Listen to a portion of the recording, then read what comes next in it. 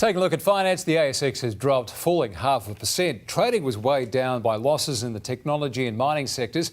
It came as Australia's private sector shrank for the first time in 4 months, with business confidence taking a hit. The Australian dollar is buying 71 US cents and 52 British pence. It's time for the weather now. Here's Jessica. Thanks, Kate. Well, it didn't feel like it was ever going to stop raining over the weekend, so it has been nice to see that sun come back out again today. We had a top of 30 degrees and it was a warm night too. It never dropped below 22 degrees overnight. Across the suburbs, I mean, there still have been a few showers, primarily through the hills, and we still have that humid feeling in the air. It kind of gives you the feeling that this weather is not quite done with us yet. It was 31 degrees at Noarlunga. So I want to give you an idea of just how unusual this rain is. On the Eyre Peninsula, Kimber saw a 72-hour total of 200 millimetres, which is more than 11 times their monthly average. Heaps of roads remain closed from Marla across to Coober Pedy to Maree and up to the Queensland border. With 86 millimetres at Kadina, that was an all-time rain record there, and many other towns smashed their January records.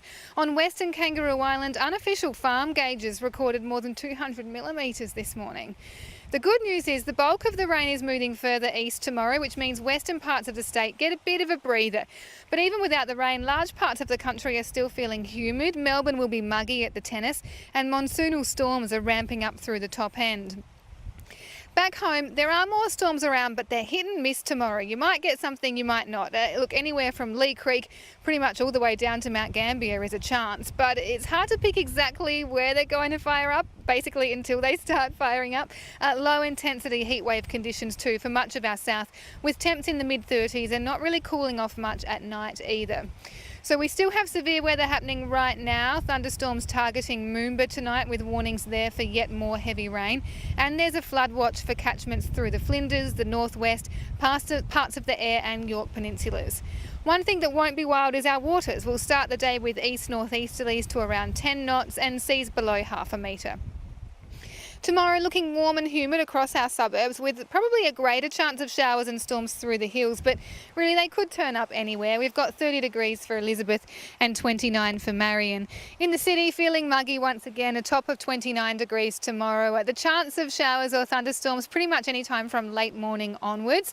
For the public holiday, we're jumping up to 31 degrees. That day should be mainly dry, but there's just an outside chance of some storms perhaps in the evening. 29 degrees are the expected top for Thursday. Again, mainly dry, just the outside chance of a shower. Pegging back a little bit with the temperatures on Friday to 26 degrees, but then warming back up again over the weekend. In fact, back up to 30 degrees by Sunday. So it's still plenty of sun around, the outside chance of a few storms as we move forward. But Kate, it sure has been nice to see that sun today in Brenton. Yeah, very tropical. Love it. Thank you, Jessica. That is 9 News for this Monday. Thanks for being with us. Now it is back to the tennis. Have a great night.